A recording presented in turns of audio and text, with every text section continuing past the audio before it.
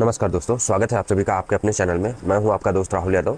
तो आज हम बात करने वाले हैं निमोनिया के ऊपर कि निमोनिया क्या होता है, कैसे होता है, हम इसको कैसे पहचानेंगे, निमोनिया में कौन सी प्रॉब्लम्स आती हैं, हम इसके बारे में जानेंगे और इसका ट्रीटमेंट क्या है।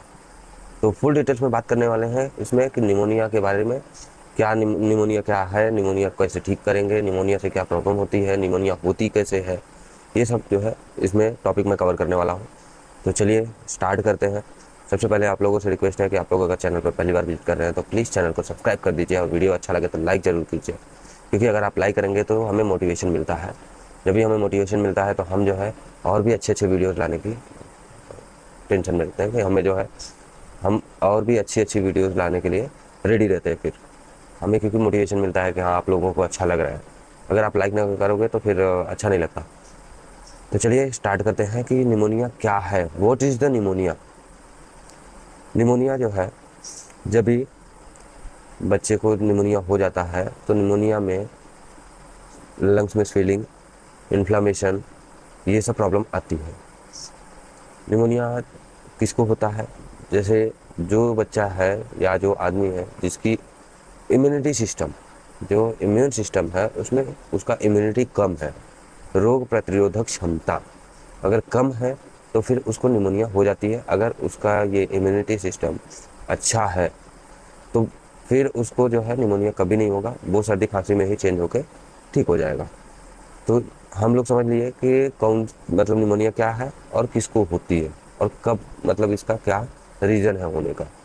और ये जब भी होती है तो हमें जो है लंग्स में स्वेलिंग आता है और फिर चेस्ट पेन होता है, इन्फ्लामेशन होता है और उसकी वजह से फीवर होता है। जब भी फीवर होता है तो फिर एक तो निमोनिया सीवियर होता है और एक जो है लोअर होता है। तो जब सीवियर हो जाता है तो फिर पेशेंट को एडमिट करना पड़ता है, थोड़ा टाइम लगता है उसमें रिकवर होने के लिए। तो आप जो है कैसे पहचानेंगे कि सीवियर है या फिर अभी नॉर्मल जैसा है, थोड़ा कम है, तो उसके लिए मैं आगे वीडियो में बताने वाला हूँ। तो जैसे मैं बात कर रहा था कि निमोनिया जब भी हो जाता है तो ये सब चीज़ें आती हैं, इन्फ्लामेशन, स्वेलिंग, चेस्ट पेन और फिर फीवर। तो आप जो है इसको देखेंगे तो आपको समझ में आ जाएगा। ये क्लिनिकल में बता रहा हूँ, अगर आप क्लिनिक में प्रैक्टिस कर रहे हो तो आपको ये समझ में आना चाहिए कि चेस्ट पेन हो रहा है और स्वेलिंग है उसके लंग्स में और फिर थोड़ा जलन जैसा लग रहा है, इन्फ्लामेशन है और उसको फीवर भी है, तो फिर समझ लीजिए कि निमोनिया हुआ है। अब जो है हम कैसे पहचानेंगे कि ये सीवियर है। तो सीवियर के लिए हम लोग अपना स्टेथोस्कोप यूज़ करेंगे। स्टेथो कैसे लगाएंगे? स्टेथो को जो है आप अपने कान में लगाएं और फिर कान में लगाने के बाद आप चेस्ट पे रखेंगे। तो लेफ़्ट साइड ना रख के आपको राइट साइड रखना है, क्योंकि लेफ़्ट साइड अगर आप रखोगे तो कन्फ्यूज़ हो जाओगे। क्यों कन्फ्यूज़ हो जाओगे? क्योंकि इधर हार्ट है, तो हार्ट का आपको सुनाई पड़ेगा, जो लब डब की आवाज़ आती है हार्ट से, जिसको हम सिस्टोलिक डायस्टोलिक प्रेशर बोलते हैं, उसका जो आवाज़ आएगा, धड़कन की आवाज़, वो आएगी, तो आपको समझ में नहीं आएगा। तो आप जो है डायरेक्ट राइट साइड में लगाइए। जब भी आप राइट साइड में लगाओगे तो आपको राइट साइड में लगाने से आपको कान में सुनाई पड़ेगा कि जैसे किसी झरने से पानी गिर रहा है। जब भी आपको ऐसा सुनाई दे तो समझ लीजिए उसको सीवियर हो गया है। तो आप जो है सिर्फ राइट साइड लगा के इसको डिफाइन नहीं कर सकते, आपको बैक साइड भी लगाना है। बैक साइड भी लगा के आपको देखना है, जब भी झरने जैसा पानी गिरता है तो फिर समझ लीजिए कि उसको सीवियर निमोनिया हो गया है। तो इसको ठीक करने के लिए क्या करना है, आपको जो है पहले तो एजिथ्राल लेना है 200 mg का। जैसे 5 साल का बच्चा है तो 200 mg का हम ओडी डोज देंगे 5 ml डेली। तो 200 mg हमने एजिथ्राल दे दिया।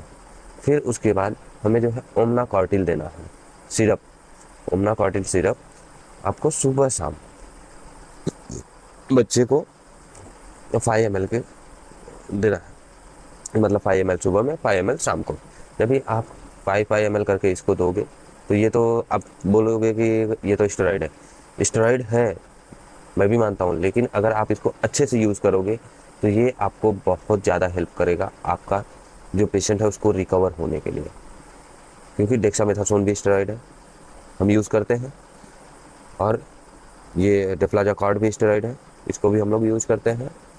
तो वैसे ही ओमना कॉर्टिल को भी हम यूज़ करेंगे यूज़ करने का तरीका आपको आना चाहिए बस। तो आप जो है इसको यूज़ कीजिए।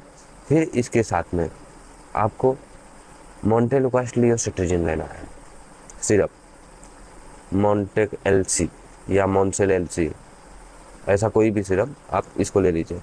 क्योंकि जब भी आप इसको लेंगे तो ये जाके आपका जो कफ है उसको ठीक करेगा। जो मतलब श्वास नली है, सांस लेने में जब भी तकलीफ होगी पेशेंट को, तो उसको जाके ये डायलेट करता है। जब ये डायलेट करेगा, जब ये फैलाएगा उसको ना, तो फिर पेशेंट को सांस लेने में आसानी होगी। और आपका ओमना कॉर्टिल तो आपके उसी पे काम करता है। जैसे अगर उनको सांस लेने में प्रॉब्लम है तो उसमें ज़्यादा हेल्प करेगा।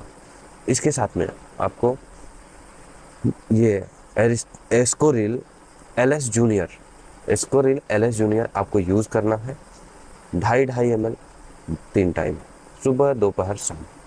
क्योंकि खांसी अगर आ रही है तो फिर ये आपको यूज़ करना ही पड़ेगा, खांसी का सिरप। तो आप इसको यूज़ कीजिए 2.5 ml सुबह शाम 3 टाइम यूज़ करना है।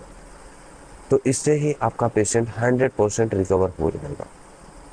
अगर फिर भी रिकवर नहीं होता है तो आप जो है उसको डॉक्टर को दिखाइए, किसी अच्छे से कंसल्टेंट पीडियाट्रिक जो डॉक्टर हैं उनको दिखाइए, वो अच्छे से जो है इलाज कर पाएंगे। अगर आपको नहीं समझ में आ रहा तो, अगर आपको समझ में आ रहा है तो आप इसको यूज़ कीजिए, काफ़ी अच्छा आपको रिजल्ट मिलेगा। क्योंकि मैं काफ़ी पेशेंट को दे चुका हूँ, तो ये आप यूज़ कीजिए। अब बच्चे लोग को बचाना कैसे है, इनको जब भी सर्दी के टाइम में, अभी सर्दी का टाइम आ रहा है, सर्दी के टाइम में इनको नंगे पाँव वगैरह घूमने नहीं देना है। और इनको प्रॉपर जो है कपड़े पहना के ही बाहर निकालना है, नहीं तो जो है बाहर नहीं निकालना है अगर आपको इधर ठंड ज़्यादा है तो। अगर आप जो है ठंड नहीं है तो ठीक है, लेकिन थोड़ा सा सावधानी बरतने की ज़रूरत है आपको। क्योंकि आप सावधानी नहीं बरतेंगे तो आप परेशान हो जाएंगे। तो आज के लिए बस इतना ही, मिलते हैं किसी नए वीडियो में किसी नए टॉपिक के साथ। तब तक के लिए thank you, goodbye and take care.